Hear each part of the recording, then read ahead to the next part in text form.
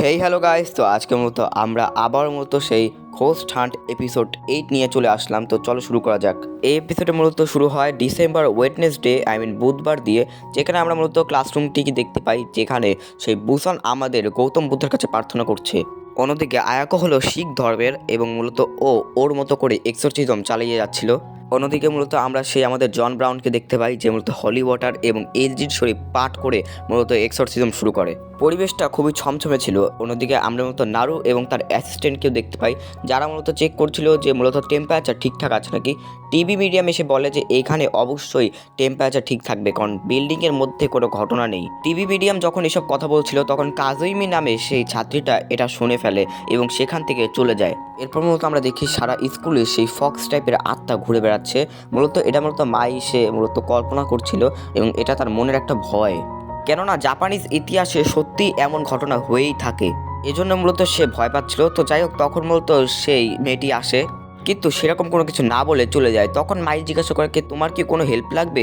যদি কোনো কিছু দরকার হয় আমাকে বলতে পারো, কোনো সমস্যা নেই। তো একটু পরে অবাক করে ওই মেয়েটি বলে যে আচ্ছা, তুমি কি ভালো এক্সোরসিজম বা এসব কোনো কিছু করতে পারো, বা ভূত নিয়ে ভালো গবেষণা করতে পারো? কেননা মিস্টার শিবুইয়া অর্থাৎ নারু এখনও কোনো কিছু ডিক্লেয়ার দিল না। মাই বলে যে না না, আমি শুধুমাত্র একজন অ্যাসিস্ট্যান্ট, তার মতো এত বড় লেভেলের আমি গবেষণা কখনই করতে পারবো না। যাই হোক, এরপর মতো ওই মেয়েটি বিড়বিড় করে কিছু একটা বলে, যেটা মাই ঠিক মতো করে শুনতে পারলো না। তো যাই হোক, এরপর নারু এবং ওর অ্যাসিস্ট্যান্ট আসে এবং আমরা দেখি কি ওই মেয়েটি পালিয়ে যায় সেখান থেকে। এটা দেখে নারু একটু তাকে টার্গেট করে রাখে যে নিশ্চয়ই কোনো না কোনো একটা গন্ডগোল আছে। তো অন্যদিকে স্কুলের প্রিন্সিপাল বা একজন টিচার সে মূলত সিঁড়ি দিয়ে নামছিল, তখন এই মেয়েটি খুব জোরে দৌড়ে যায় এবং প্রিন্সিপালের চোখে খুব অদ্ভুতভাবে তাকিয়ে থাকে। তো যাই হোক, এরপর মূলত সব ক্রু মেম্বাররা একসাথে মূলত টি খাচ্ছিল এবং ওরা মূলত বিভিন্ন বিষয় নিয়ে আলোচনা করছিল এবং ভাবতে থাকে যে আসলে ব্যাপারটা কি। সেরকমভাবেও কোনো কিছু অ্যাটাক হয় না এবং সেরকম উপযুক্ত কোনো প্রমাণও পাওয়া যাচ্ছে না, অথচ দেখো কিন্তু ঠিকই সব কিছু একটা অদ্ভুত কাণ্ড ঘটছে। তো নারু বলে যে এরকমটা হবে আমি আগে থেকেই জানতাম। তো জাপানিজদের এক প্রকার বিশ্বাস, যেমন ধরো সাইকোলজিক্যাল ট্রিক আছে, ঠিক সেরকমই অনেক প্রকার এরকম জাদু টাইপের ট্রিক আছে, যার মাধ্যমে ধরো এই প্লাস্টিকের চামচ মচকানো বা কার্ডকে চেঞ্জ করা, এরকম করা যায়। তারপর বাজিতে জেতার জন্য ডাইস মূলত উল্টে দেওয়া, এগুলো সবই মূলত এক একটা অনেকটা ম্যাজিক টাইপের বলা যায়। আরও বলে যে এটার কিন্তু দুটো সাইড আছে, একটা হলো ভালো আর একটা খারাপ, কিন্তু সমস্ত পরিস্থিতি দেখে মনে হচ্ছে খারাপটাই এখানে ইউজ করা হয়েছে। কেননা সব কিছুই কিন্তু নর্মাল, কিন্তু তবুও একটা প্যারানর্মাল ঘটনা ঘটছে, যা অবশ্যই কোনো জাদু ছাড়া সম্ভব না। ওরা একটা প্রমাণ পায়, কারণ একটা ভারী লোহার একটা কিউব সেটা দেওয়ালে খুব জোরে আঘাত করা হয়েছে এমন আছে, যেটা অবশ্যই নর্মালি পসিবল না। তখন আয়াকো বলে যে আরে হ্যাঁ, এরকম তো ছোটবেলায় আমরা অনেক ট্রিগার দিয়ে খেলা করতাম। তখন বুসান মস্করা করে বলে আয়াকোকে, আচ্ছা তুমি তাহলে এত বয়স্ক? এই কথা বলার জন্য বুসান মূলত আয়াকোর কাছে মার খায়। তো যাই হোক, এরপর সবাই একটু ডিসকাস করতে থাকে। ওরা মূলত বলতে থাকে যে কি এমন করা হয়েছে যার কারণে ওই মেয়েটির মনে হয় সবসময় ওর পিছনে ডেমন ঘুরে বেড়াচ্ছে। বিষয়টা এমন কি হলো যে সবসময় ডেমন ওর কাছে আছে বলে ও দাবি করে এই বিষয়টা।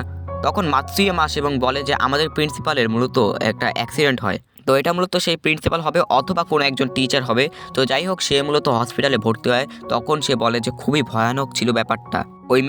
ওই মেয়েটাই এসব করিয়েছে, কারণ যখন আমি বেরোচ্ছিলাম ও আমার দিকে খুব ডেঞ্জারাসভাবে তাকিয়েছিল। ওই মেয়েটা এর আগেও আমাদেরকে সবাইকে বলেছে যে আমাদের একটা মৃত্যুর অভিশাপের মাধ্যমে আমাদের মৃত্যু হবে। হসপিটাল থেকে বের হওয়ার পরে ওরা ব্যাপারটা বুঝতে থাকে এবং ভাবতে থাকে যে আসলে ব্যাপারটা কি, আসলেই কি এটা কোনো অভিশাপ নাকি অন্য কোনো কারণ আছে এর পিছনে। কিন্তু সত্যি কথা বলতে মাইকে তো অনেক ভয় পাচ্ছিল, কারণ এটা আসলে ওদের একটা জাপানিজ ইতিহাসে আছে, তার মানে এটা সত্যি হলেও হতে পারে। তো এরপর মূলত সিন শিফট হলে আমরা তিনজন স্টুডেন্টকে দেখতে পাই। তো সে মূলত ওই কাজুয়ামা নামে ওই মেয়েটিকে বলছে যে কাজুয়েমা, এসব কি শুরু করেছো তুমি? যদি সত্যি কিছু থাকে বলো না কেন। তো ওখানে মূলত আরেকজন যে মূলত কাজুয়ামাকে দেখে তার সাথে মূলত ওই নারুরাও চলে আসে।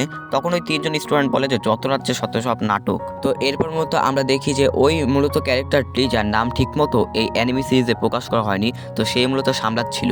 তো এরপর মূলত আমরা দেখি যে বুসান মূলত এক্সোরসিজম করছে, অন্যদিকে জন ব্রাউন যে মূলত খ্রিস্টান সেও মূলত এক্সোরসিজম করছে এবং ওরা সবাই যার যার মতো করে এক্সোরসিজম করে সেই ভূতটিকে ডাকার চেষ্টা করছে। আর যদি এটা ভূতের সম্পর্ক নাও থাকে তবুও ওদের কিছু করার নেই, কারণ ওদের একটা ক্লু রাস্তা ধরে এগিয়ে যেতেই হবে। অন্যদিকে মাই মূলত মনিটরে দেখছিল সবার ঘটনা এবং ভাবছে যে আসলে কোনো বড় কিছু হবে না তো। তার সাথে নারুও ওই রুমে কাজ করছিল। তখন মাই বলছিল যে না, মনে হয় আমি একটু বেশি ভাবছি এই বিষয় নিয়ে। তো যাই হঠাৎ করে তখন কারেন্ট যায় এবং ওরা দুজনেই বুঝতে পারে না যে ব্যাপারটা কি হলো। তখন মাই ভাবতে থাকে যে হঠাৎ করে কারেন্ট যাবে কেন। তখন মাই একটা জিনিস খেয়াল করে, ও দেখে একটা আলো মতো কিছু মনে হয় ভেসে উঠছে। তো ওই আলোটা আস্তে আস্তে মূলত নিজের মুখ বার করে পুরোটা, কিন্তু নারু একদম ভয় পায় না, কিন্তু মাই সত্যি খুবই ভয় পেয়ে যায়। এরপর মূলত নারু সাহসের সাথে তাকিয়ে থাকে। এরপর ওই ভূতটি চলে যায়। অন্যদিকে ওই রুমে বুসান আসে এবং বলে ব্যাপারটা কি, সেরকম কোনো কিছুই তো ঘটলো না, বা স্কুলের বাইরেও তো আমি কোথাও কোনো অস্বাভাবিক জিনিস দেখলাম না। বুসান বলে যে নারু, সত্যিই কি এরকম কিছু হচ্ছে নাকি আমরাই হ্যালুসিনেশন করছি বেশি? এই কথা শুনে মাইও উত্তর দেয় এবং বলে যে হ্যাঁ, কারণ আমি বেশ কয়েকদিন ধরে দেখছি যে ফক্স আত্মারা এই স্কুলে ঘুরে বেড়াচ্ছে এবং আরও অনেক আমি দুঃস্বপ্ন দেখছি, অনেক প্রকার। তো তখন নারুর অ্যাসিস্ট্যান্ট আসে এবং বলে যে আরও কিছু তথ্য পাওয়া গেছে যেটা আমাদের ভবিষ্যতে আরও বেশি কাজে লাগাতে সাহায্য করবে, এবং আশা করি আমরা খুব শীঘ্রই এই কাজটা করে নিতে পারবো, আর আশা করি কোনো সমস্যা হবে না। তো কিছুক্ষণ নারু সেই রেকর্ডগুলো একটু পড়তে থাকে এবং ও যা তথ্য পায় সেটা সবাইকে বলে। তখন বাকি সবাইও চলে আসে। বুসান বলে যে আচ্ছা, নতুন করে কি কোনো কিছু পাওয়া গেছে? যদি আমাদের একটু হেল্প হয় তাহলে তো ভালোই হইতো। নারু উত্তরে বলে অবশ্যই হেল্প হবে, তবে তোমরা একটু গেস করো তো এবারটা কি ঘটনা ঘটেছে। নারুর অ্যাসিস্ট্যান্ট বাকি সবাইকে বলে যে আমরা যা বের করেছি সেটা সত্যি তোমাদের সবাইকে অবাক করে দিতে বাধ্য করবে। বাকি সবাই বলে যে রহস্য আর তৈরি করো না, এবার আসল কথায় চলে আসো। নারু তখন বলে তাহলে শোনো, আমি যেরকম তোমাদেরকে বলেছিলাম না যে অনেক প্রকার এরকম ম্যাজিক বা রিচুয়াল হয়, ওটার মধ্যেই একটা করা হয়েছে, যেটা শুনে সবাই একটু অবাক হয়ে যায়।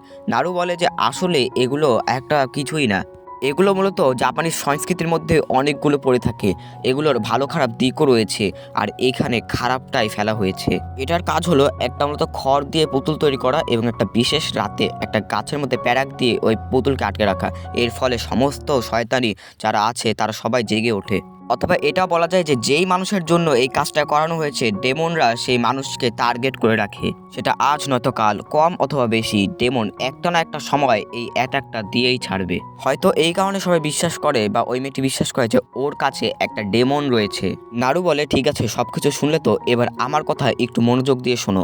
এখন আমাদের কাছে একটা বড় দায়িত্ব রয়েছে, আমাদের যেভাবেই হোক এই পুতুলটা বের করতে হবে, আর আমার সন্দেহ এই স্কুলের মধ্যেই এটা রয়েছে। তো আমি নিজে একটু বুঝিয়ে বলি, সেটা হলো কি, এটা হলো এমন একটা প্রক্রিয়া যার মাধ্যমে ধরো ভূতেরা একজন মানুষকে টার্গেট করে। তো এটা মূলত যে কোনো জায়গায় রাখা যায়, তবে গাছে টার্গেট করলে এটার পরিমাণ একটু বেশি বেড়ে যায়। তো যাক, এরপর মূলত ওরা সবাই একে একে করে খুঁজছিল সব জায়গায়। নারুরা তারপর সেই ক্লাসে আসে যেখানে অদ্ভুত ঘটনা ঘটে। মাইও ওদের সামনে ছিল এবং সাবধান করে। তখন নারু সেই বেঞ্চের নিচে থেকে সেই কাঠের পুতুলটা পায়। তবে এটা একটু অন্য কাইন্ড অফ, মানে এটা একটু অন্য ধরনের, একটু আলাদা, তবে কাজটা কিন্তু একই হবে, যেটা অবশ্যই ভালো কিছু না, অবশ্যই একটা খারাপ কিছুই করার জন্য এখানে করা হয়েছে এই জিনিসটা। তো এরপর মূলত ওরা স্কুলের স্টোর রুমে যায়, কারণ ওদের সন্দেহ যে এই জায়গাটা খুবই নিরিবিলি, এখানে যে কেউ কিছু করতে পারে। তখন ওরা আরেকটা ধরনের জিনিসও দেখতে পায়, আর এটাও কিন্তু একটু অন্য ধরনের। নারু এবং দেখে বুঝতে পারে যে না, এবার কেউ একটা বড় ষড়যন্ত্র করতে এসব করেছে। তো এরপর মূলত সবাই একটা বড় চিৎকারের আওয়াজ পায় এবং আমরা দেখি যে টিভি মিডিয়াম অজ্ঞান হয়ে আছে। অন্যদিকে নারু মূলত আরেকটা শব্দ চিৎকারের শুনতে পায়, সেটা হলো কি, ওই মেয়েটা হঠাৎ করে খুব চিৎকার করছে এবং জোরে জোরে কাঁদছে, যেটা কিন্তু অবশ্যই খুব বড় একটা সন্দেহের বিষয়, এবং এইভাবেই এই এপিসোডটা শেষ হয়।